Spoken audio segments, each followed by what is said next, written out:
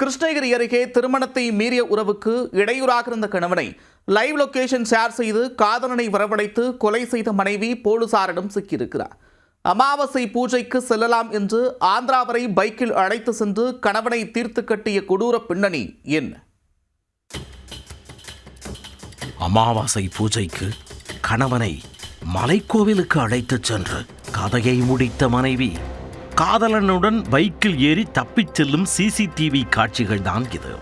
திருமணத்தை மீறிய உறவுக்கு இடையூறாக இருப்பதாக காதலனுடன் கூட்டுச் சேர்ந்து கணவனை கொன்று வீசிய சம்பவத்தில் நடந்தது என்ன?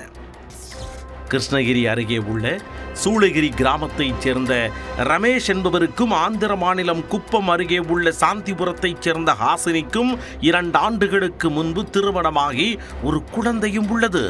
குழந்தைக்கு பிறகு பள்ளி தோழன் யுகேந்தருடன் ஹாசினிக்கு ரகசிய உறவில் மீண்டும் பழக்கம் ஏற்பட்டுள்ளது. ஒரு கட்டத்தில் வீட்டை விட்டு வெளியேறி யுகேந்தரை கரம் பிடிக்க ஹாசினி முடிவெடுத்துள்ளார். ஆனால் கணவர் இருக்கும் வரை அது நடக்காது. எனவே அவரை தீர்த்து கட்டினால் ரகசிய உறவுக்கு எந்த இடையூறும் இருக்காது என ஹாசினி தனது காதலனிடம் கூறியுள்ளார். இதனால் இருவரும் சேர்ந்து ரமேஷை கொலை செய்ய முடிவெடுத்தனர். சம்பவத்தன்று ஆந்திர மாநிலம் மல்லப்பகொண்ட மலை மீது அமர்ந்திருக்கும் சிவன் கோவிலுக்கு அமாவாசை பூஜைக்கு செல்லலாம் என கூறி கணவனை குழந்தையுடன் அழைத்துச் சென்றார். ஆஹா, நம் மீதும் குழந்தை மீதும் மனைவிக்கு எவ்வளவு பெரிய பாசம் என்று நினைத்த கணவன் மனைவியின் ஆசையோடு அப்படியே சிவனை மனமுருக வேண்டுவதற்காக கொலைபாதக திட்டத்தை அறியாமல் அப்பாவியாய் சென்றிருக்கிறார். தங்களுடைய ரகசிய திட்டத்தின்படி 3 பேருடன் முன்கூட்டியே சம்பவ இடத்திற்கு சென்ற யுகேந்தர், ஹாசினி, ரமேஷ் அவரின் குழந்தை இவர்களின் வருகைக்காக காத்திருந்தார்.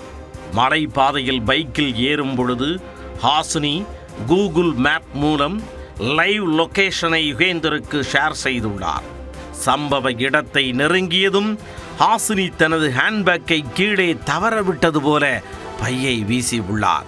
உடனே ரமேஷ் பைக்கை நிறுத்த அங்கு முட்புதருக்குள் பதுங்கி இருந்த யுகேந்தர் உட்பட 3 பேர் கத்தி, கட்டை ஆகிய ஆயுதங்களுடன் ரமேஷ் மீது பாய்ந்து அவரை கடுமையாக தாக்கி வனப்பகுதிக்குள் இழுத்துச் சென்று ஹாசினி உதவியுடன் துடிக்க துடிக்க கொன்றுள்ளனர்.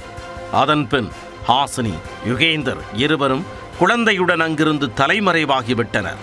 கோவிலுக்கு சென்ற மகள், மருமகன், பேத்தி ஆகியோர் திரும்பி வராததால் பதற்றமடைந்த ஹாசினியின் தாய் அவர்களை காணவில்லை என்று காவல் நிலையத்தில் புகாரளித்த நிலையில் வழக்கு பதிவு செய்த போலீசார் அவர்களை தீவிரமாக தேடினர். மலை கோவிலுக்கு செல்லும் வழியில் பொருத்தப்பட்டிருக்கும் சிசிடிவி கேமரா பதிவுகளை ஆய்வு செய்தனர். அதில் வேறு ஒரு ஆணுடன் ஹாசினி குழந்தையை தூக்கி கொண்டு அங்கிருந்து செல்வதும் தெளிவாக பதிவாக அதில்தான் ஹாசினியின் கொடூரச் செயல் வெட்ட வெளிச்சமானது. இதனையடுத்து ஹாசினி, யுகேந்தர் மற்றும் கொலைக்கு உடந்தையான மேலும் 3 என கூண்டோடு கைது செய்யப்பட்டு சிறையில் அடைக்கப்பட்டனர். காதலனுடன் சேர்ந்து கணவனை மனைவியே கொலை செய்திருப்பது அவரது உறவினர்களை அதிர்ச்சிக்குள்ளாக்கியுள்ளது.